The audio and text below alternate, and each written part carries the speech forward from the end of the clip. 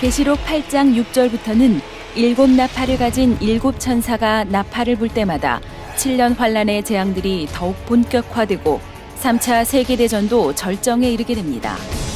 가공할 위력의 핵폭탄이 곳곳에서 터지고 생화학 무기까지 동원이 됨으로 인해 땅과 바다의 3분의 1이 파괴되고 사람을 비롯한 무수한 생명체가 죽게 됩니다. 사도 요한은 2000여 년 전에 이미 환상으로 이러한 참상을 보았습니다. 그야말로 죽음의 땅과 바다가 되는 것입니다.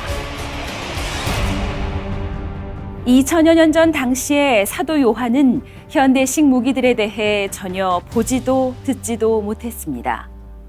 피 섞인 우박과 불이 하늘로부터 땅으로 쏟아지고 불붙는 큰 산과 같은 것이 바다에 던지우며 횃불같이 타는 큰 별이 하늘에서 떨어지고 해와 달과 별의 3분의 1이 가리워지는 것을 나름대로 이렇게밖에 표현하지 못했던 것입니다. 그렇다면 왜 세상은 이러한 상황에까지 이르게 되는 것일까요?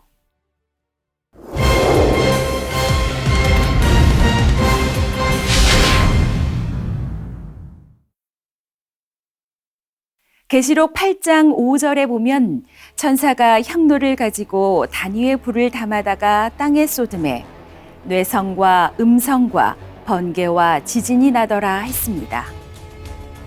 여기에 나오는 향로는 천사가 재앙을 담아오는 향로이지요.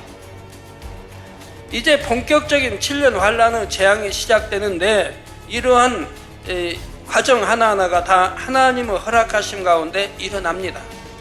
물론 하나님께서 일일이 재앙을 명하시거나 직접 관여하시는 것은 아닙니다.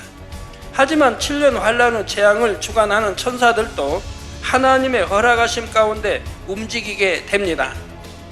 또한 7년 환란 동안 이 세상을 온통 주관하는 루시퍼와 악한 영들까지도 결국은 하나님의 주관 아래 있는 것이지요.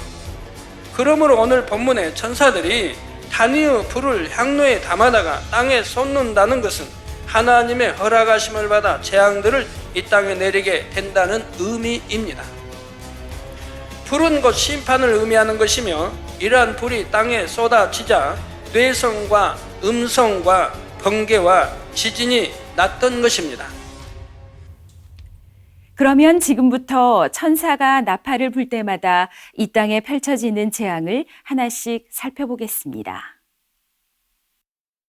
첫째 천사가 나팔을 부니 피 섞인 우박과 불이 나서 땅에 쏟아지며 땅의 3분의 1이 타서 쌓이고 수목의 3분의 1도 타서 쌓이고 각종 푸른 풀도 타서 쌓이더라 있습니다. 이제 드디어 전쟁에서 핵폭탄이 등장합니다. 핵폭탄의 종류에는 원자폭탄, 수소폭탄, 중성자탄 등이 있습니다. 이러한 핵폭탄이 터지게 되면 그 지역은 버섯 구름 모양의 기둥이 생깁니다. 핵물질에 오염된 먼지들은 바람에 날리면서 주변을 온통 뒤덮게 됩니다. 바로 2000여 년 전에 환상을 통해 이러한 핵폭발 장면을 보았던 사도 요한은 그것을 피 섞인 우박과 불이 나서 땅에 쏟아진다고 표현한 것입니다. 또한 전투기나 대포 등에서 발사된 총알과 포탄, 미사일 등도 어두울 때 보면 붉은색으로 보이지요. 이러한 것들이 하늘로부터 소나기처럼 쏟아져 내리는 모습도 피 섞인 우박같이 보입니다. 계시록 8장 6절부터는 7년 환란의 재앙들이 더욱 본격화되고 있습니다. 세계 열강들이 서로 얽히고 설키면서 마침내 핵무기까지 사용하게 되는 단계에 이른 것입니다. 한 나라가 적국을 핵무기로 공격하면 적국도 맞대응하여 핵무기를 쏘게 되지요. 이로 인해 땅의 3분의 1, 수목의 3분의 1이 불타버리게 됩니다. 전 세계의 3분의 1이 화재로 불타고 있다고만 해도 이는 상상할 수 없는 재앙일 것입니다. 화재로 인한 고통뿐만 아니라 방사능 물질의 오염으로 인해 수많은 사람들과 생물들이 죽어가지요. 한 줄기 빛조차 보이지 않는 암흑과 한 방울의 물조차 구할 수 없는, 도저히 상상도 할 수 없는 상황이 전개됩니다. 지구의 3분의 1이 폐허가 되는 것입니다.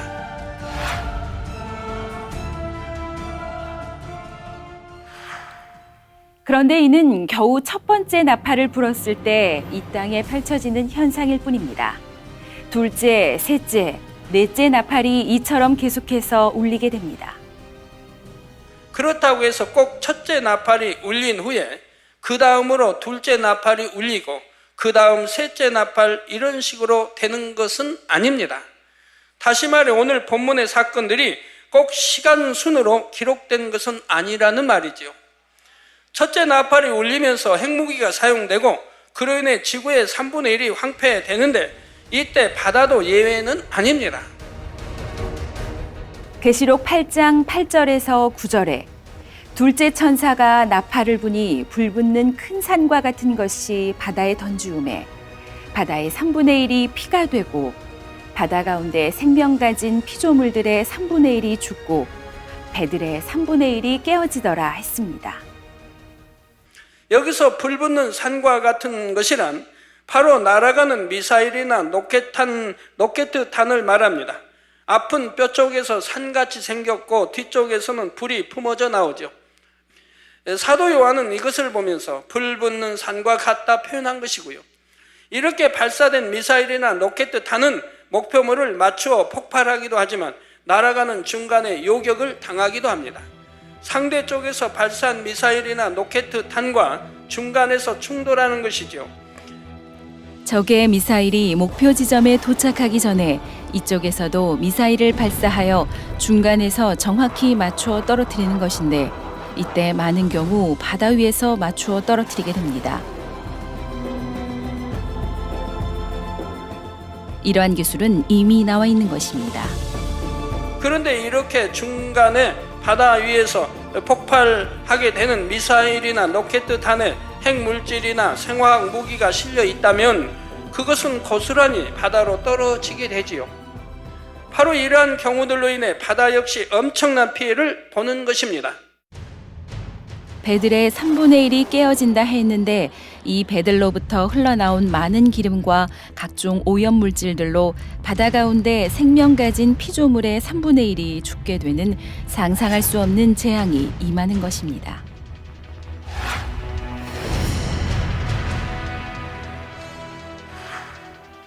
다음으로 셋째 나팔의 소리가 들리는데 10절에서 11절에 셋째 천사가 나팔을 부니 횃불같이 타는 큰 별이 하늘에서 떨어져 강들의 3분의 1과 여러 물샘에 떨어지니 이 별 이름은 쑥이라. 물들의 3분의 1이 쑥이 되매 그 물들이 쓰게 됨을 인하여 많은 사람이 죽더라 말씀합니다. 전쟁이 점차 극심해지면 이제는 더 이상 앞뒤를 생각할 겨를이 없습니다. 이 전쟁에서 지게 되면 모든 것이 끝이라 생각하기 때문에 자신들에게 불리한 상황이 되면 최후의 방법까지도 동원하게 되지요. 그 중에 대표적인 것이 바로 생화학 무기인데 너무나 치명적이기 때문에 국제협약 등에 의해 사용하지 못하도록 금지시킨 무기들까지 사용하게 되는 것입니다. 이러한 생화학 무기들을 담은 미사일이 하늘을 날아가는 것을 보면서 사도 요한은 횃불같이 타는 큰 별이라 표현했습니다. 미사일이 날아와 땅에 꽂힐 때를 보면 꼬리 부분에서 나오는 불꽃이 마치 횃불처럼 보일 수가 있지요. 이처럼 생화학 무기를 실은 미사일이 강들과 샘물 등에 떨어지게 됩니다. 그렇게 되면 사람들은 더 이상 마실 물을 구할 수가 없습니다. 그럼에도 극심한 갈증을 못 이긴 사람들은 오염된 물인 것을 알면서도 마시게 되고 결국 고통 가운데 죽어갑니다.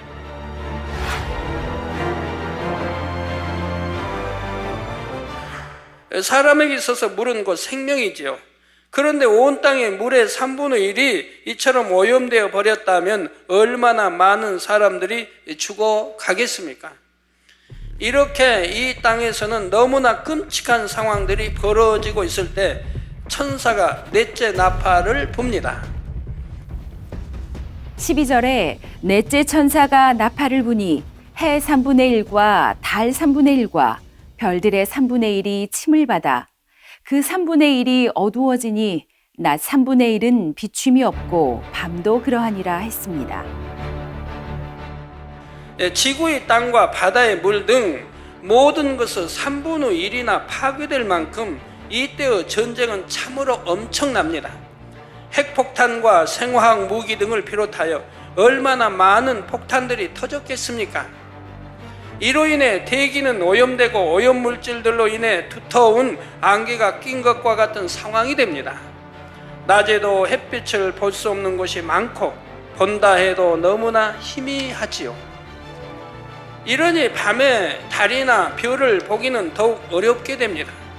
이런 현상들이 하루 이틀로 끝나는 것이 아닙니다. 한 달, 두 달 그 이상이 되고 심한 곳은 1년 이상이 될 수도 있지요.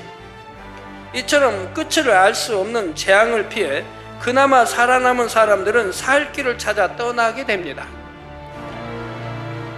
이렇게 사람들이 떠난 지역은 생명 있는 것이라고는 찾아볼 수 없는 죽음의 땅들이 되고 마는 것이지요.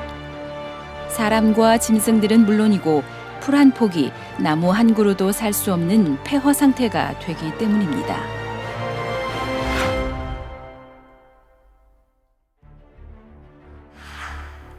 지금 말씀드린 이러한 상황들이 여러분의 머리로 상상이 되십니까? 요즘에는 세상의 종말을 주제로 한 영화들도 많이 나왔습니다. 그러나 7년 환란은 영화가 아니라 현실입니다.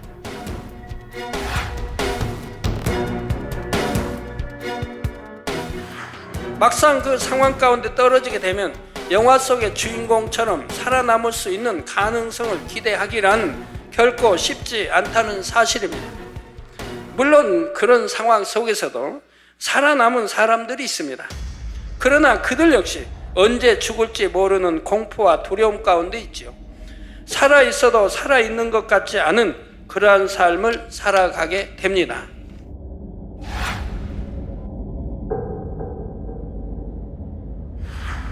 여기에다가 믿는 사람들을 색출하여 주를 부인하게 하려는 핍박과 고문까지 더해집니다. 그러니 입에서 차라리 죽기를 원하나이다 이런 고백들이 절로 나오게 되지요.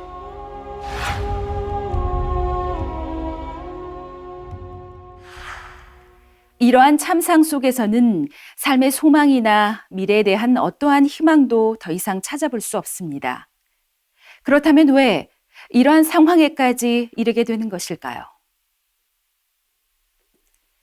이제 그 배경이 되는 세계 정세에 대해 다니엘서 2장에 나오는 내용과 더불어 간단히 살펴보도록 하겠습니다. 다니엘 2장 31절 이하를 보면 당시 세계를 제패하던 바벨론 왕국의 느부갓네살 왕이 꾼 꿈을 마치 다니엘 선지자 자신이 직접 꾼 꿈처럼 설명해 나가고 있는 내용이 나옵니다. When 70 years are completed for Babylon, I will come and bring you back to this land. Man, speaking a foreign language. The furnace be heated sevenfold. Bind them and cast them into the fire. The Babylonian way of conquest. You take away the leaders, and the rest can easily be governed. Redeem my life. 하나님께서 다니엘에게 역사하시니 31절 35절에 왕이여 왕이 한 큰 신상을 보셨나이다. 그 신상이 왕의 앞에 섰는데 크고 광채가 특심하며 그 모양이 심히 두려우니 그 우상의 머리는 정금이요 가슴과 팔들은 은이요 배와 넓적다리는 노시요 그 종아리는 철이요 그 발은 얼마는 철이요 얼마는 진흙이었나이다. 또 왕이 보신즉 사람의 손으로 하지 아니하고 뜨인 돌이 신상의 철과 진흙의 발을 쳐서 부서뜨리매 때에 철과 진흙과 놋과 은과 금이 다 부서져 여름 타작마당의 것같이 되어 바람에 불려간 곳이 없었고 우상을 친 돌은 태산을 이루어 온 세계 가득하였나이다 했지요. 이 꿈에서 느부갓네살 왕이 보았던 큰 신상은 바로 유럽 연합 이유를 의미합니다.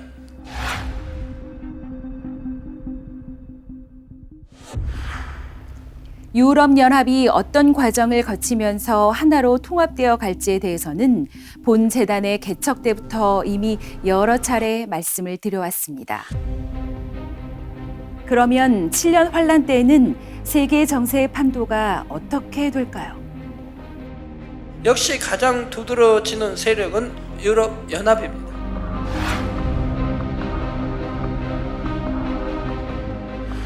유럽연합이 지금 현재로서는 아직까지 세계 정세를 주도해 갈 만한 힘은 없지요. 하지만 7년 환란에 들어서게 되면서부터 유럽연합의 힘은 점점 더 커집니다. 그래서 결국 강력한 힘으로 세계를 주도하며 통제하게 되지요. 7년 환란 동안 그들에게 허락된 역할을 감당하게 되는 것입니다. 그러다가 7년 환란이 마무리될 시점에 이르면 그처럼 강력했던 유럽연합도 분열의 길로 접어들게 됩니다.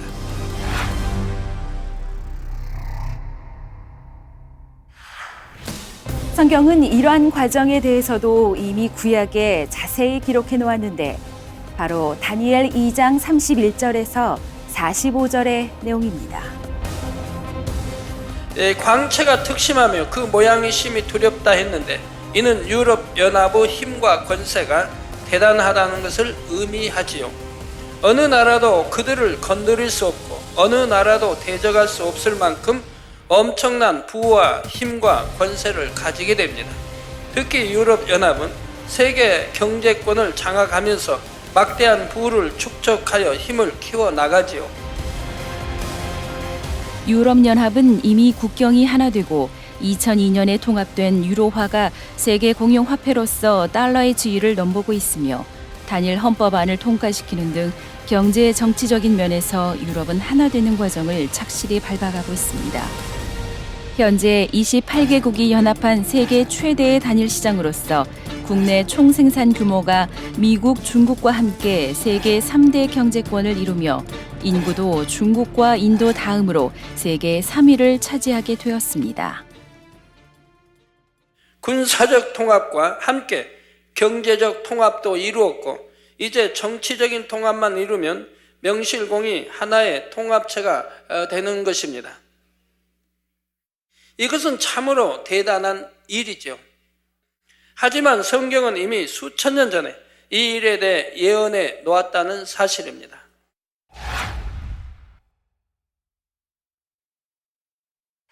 지금 그것이 정확하게 성취되고 있고요. 유럽연합에 속한 나라들은 지나온 오랜 세월 동안 서로 간에 사상과 문화와 인종적인 갈등을 겪어왔습니다. 이러한 나라들이 모든 면에서 온전히 하나가 되기란 결코 쉬운 일이 아니지요. 지금은 서로의 유익에 맞기 때문에 어떻게든 하나의 통합체를 이루려 하는 것이고 이로 인해 상호 유익을 얻게 됩니다. 세계 정세의 흐름상 홀로 서는 것보다는 힘을 합치는 것이 서로에게 유익이 되기 때문에 결국 자기 유익을 쫓아 연합을 이루는 것이지요. 하지만 유럽연합은 내부적으로는 많은 불씨를 안고 있습니다. 내부적인 갈등의 요소들이 곳곳에 존재하고 있는 것입니다. 그 내용이 바로 그 우상의 머리는 정금이요, 가슴과 팔들은 은이요, 배와 넓적다리는 노시요, 그 종아리는 철이요, 그 발은 얼마는 철이요, 얼마는 진흙이었나이다 하신 말씀에 담겨 있습니다. 하나의 몸에 붙은 여러 지체들이 각각 다른 재료로 되어 있는 것을 봅니다. 이는 유럽연합을 이루는 나라들 간에도 우열이 있음을 의미하지요.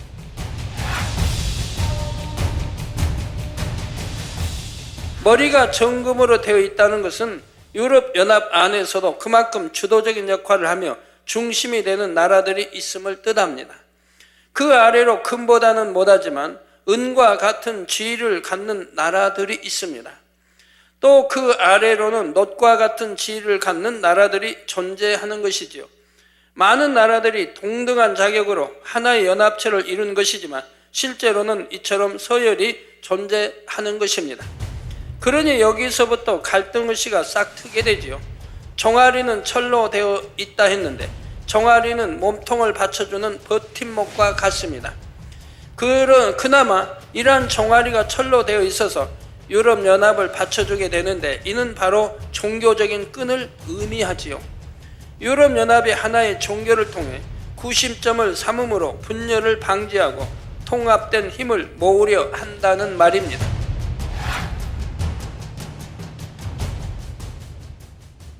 그리고 이는 장차 적그리스도의 등장과 밀접한 연관을 가지게 됩니다.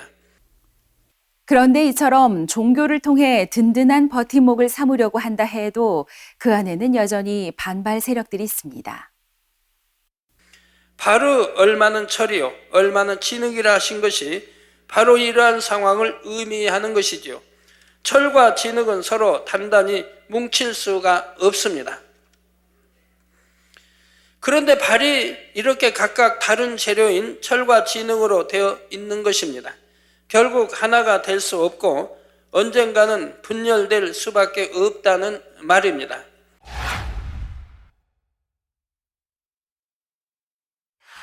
그리고 이렇게 발부터 분열이 되면 결국 몸통 전체도 땅에 부딪히면서 산산이 조각날 수밖에 없는 것이고요.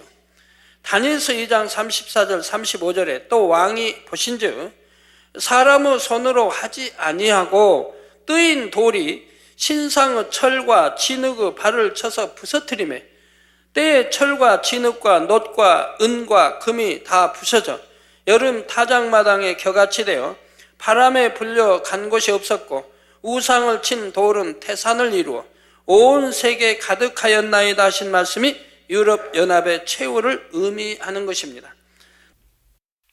그럼 다니엘 2장 34절에 뜨인 돌이 신상의 철과 진흙의 발을 쳐서 부서뜨린다는 말씀의 의미는 무엇일까요? 뜨인 돌이 신상의 철과 진흙의 발을 쳐서 부서뜨린다 했는데 뜨인 돌이란 원래 있던 본체에서 떨어져 나간 돌입니다. 이러한 뜨인 돌이 신상의 발을 쳐서 부서뜨린다는 것은 유럽연합의 가장 취약한 분야가 불거져 나오므로 결국 붕괴되고 만다는 의미이지요.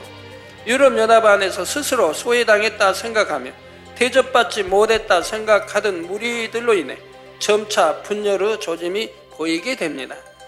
그런데 유럽연합은 이를 수습하려 하다가 역효과를 보게 되지요. 분열을 진압하려는 과정에서 많은 희생이 따르고 오히려 더 큰 반발을 불러일으킵니다.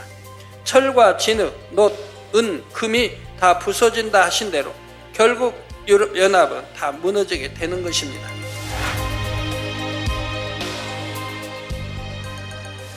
그들의 흔적은 간데 없게 되지요.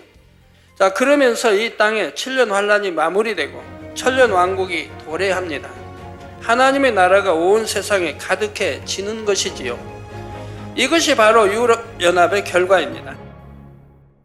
유럽연합이 다 무너지게 되는 것은 어디까지나 7년 환란이 끝나갈 때쯤의 일입니다. 7년 환란 동안에는 유럽연합이 무소불위의 힘과 권력을 가지고 세계 정세를 흔들게 되고 적그리스도와 연결되어 믿는 사람들을 핍박하는 도구가 되는 것입니다. 그럼 유럽연합이 어떤 식으로 세계 정세를 주도해가는 세력이 되는 것일지에 대해서는 다음 시간에 전해드리겠습니다.